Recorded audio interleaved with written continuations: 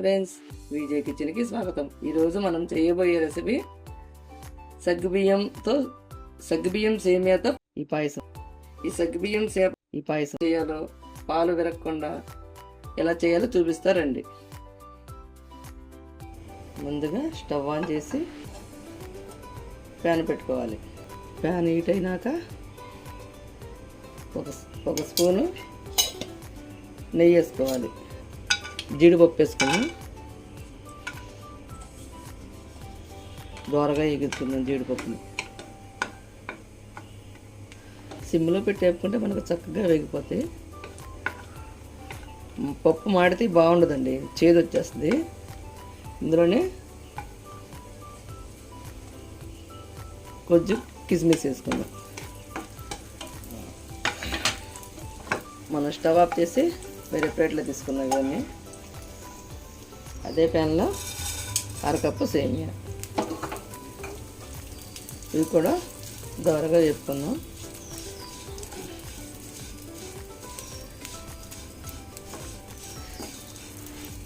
మనకు చక్కగా వేగిపోయినాయండి. ఇవి తీసి పక్కన పెట్టుకుందాం. వేరే గిన్నె పెట్టుకుని స్టవ్ మీద ఒక గ్లాసు వాటర్ పోసుకుందాం.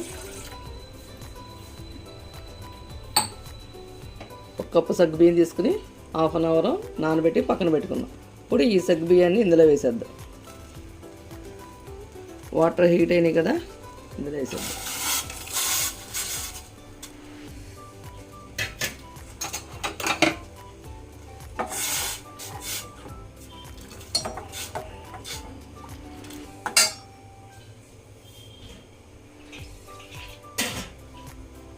మనం ఒక గ్లాసు వాటర్ వేసుకున్నాం.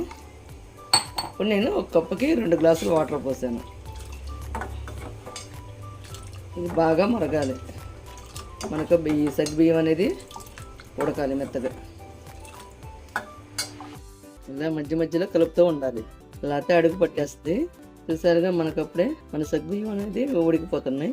ఇంకో 5 నిమిషాలు ఉంచితే చాలు. మనం నానబెట్టాం కదా, తొందరగా ఉడికిపోతుంది. ఇందులో ఈ ఫ్రై చేసి పెట్టుకున్నాం కదా, ఈ సేమియా వేసేసుకుందాం. ఇవన్నీ కూడా బాగా కలుపుకుందాం. చూస్తున్నారుగా, ఇలా మధ్య మధ్యలో కలుపుతూ ఉండాలి. అప్పుడు మనకు అడుగు పట్టకుండా ఉంటుంది. ఇప్పుడు పంచదార వేసుకుందాం. మనం పంచదార నేను 1/2 కప్పు వేసుకున్నాను. ఇంకా స్వీట్ ఎక్కువ కావాలనుకున్న వాళ్ళు ఇంకో 1/4 కప్పు ఎక్స్ట్రా వేసుకోవచ్చు. మాకు తీపి పెద్దగా తినరండి, మాకు సరిపోతుంది.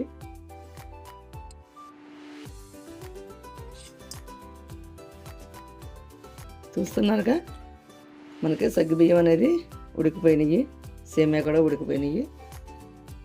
ఇందులో స్టవ్ ఆఫ్ చేసి 1 కప్పు పాలు, ఇంకో 1/2 కప్ వేసుకుందాము. ఈ కాసి చల్లార్చిన పాలేనండి. ఇలా వేసుకుంటే మనకి పాలు అనేది ఇరగకుండా ఉంటాయి. ఇందులో మనం ఇందాక కిస్మిస్, కాజు ఫ్రై చేసుకున్నాం కదండి, అవి. అంతేనండి, ఎంతో ఈజీ పాయసం అనేది. కొత్తగా నేర్చుకుంటున్న వాళ్ళైనా వంట ఈజీగా చేసుకోవచ్చు. ఈ పాయసం అనేది కొద్దిగా ఇలాచి పౌడరు, అంతేనండి. ఇంకా మనం సర్వ్ చేసుకోవటం బౌల్లో.